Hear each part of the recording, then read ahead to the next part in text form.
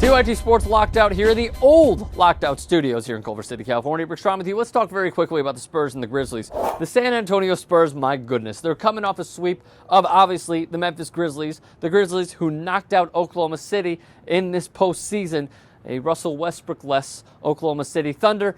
And then 2 years ago, let's just talk about that. 2 years ago, they were the 8 seed, the Spurs were the 1. They knocked out the Spurs in the playoffs. So now the Spurs finally got their revenge, sweeping the Grizzlies. Many were saying, and this is a knack on the Spurs, what seems like every year, they're too old, they're too slow, they don't match up well. And on the flip side, they were saying that the Grizzlies do match up well. This is the media, this is the fans, everybody, that they do match up well. Zach Randolph and Marc Gasol combined for 27 points. Surprising. Zach Randolph had a horrible series, by the way. Tony Parker, 37 points, 25 of which came in the second half. Tim Duncan also had a fabulous game with 15 points and 8 rebounds. Parker, by the way, went 15 of 21 from the floor.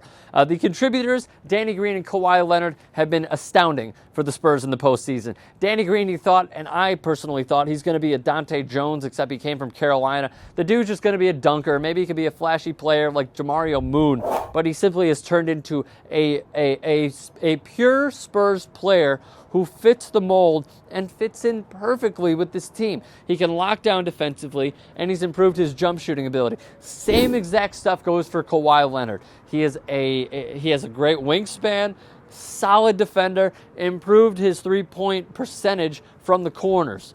It goes a lot into coaching and Greg Popovich being a fantastic coach. Now, on the flip side, you think about this. The Grizzlies were swept, okay? Obviously.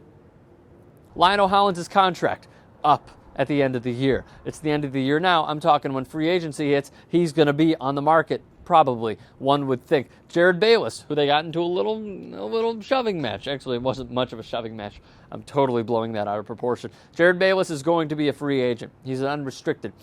Tony Allen, I believe, is an unrestricted. And then there's also the question of Zach Randolph being 32 years old. Marc Gasol, I believe, is 27. So you keep Gasol over Randolph. But the question that came up in USA Today, as a matter of fact, is that they're thinking about trading Zach Randolph. I think that would be a huge mistake. You got to think he has at least another good 3-4 years left in him. I like Zach Randolph. I like him as a player. I don't believe that they should trade him. I think that would be a mistake to trade him. So the San Antonio Spurs going back to the NBA Finals. Congratulations to them. What do you think of their chances? What do you think the Grizzlies should do to try and get back to this stage and make a run at an NBA Finals appearance? Leave a thought in the comments, share with your friends, give us a thumbs up, and subscribe to TYT Sports. I'm Bob Doe.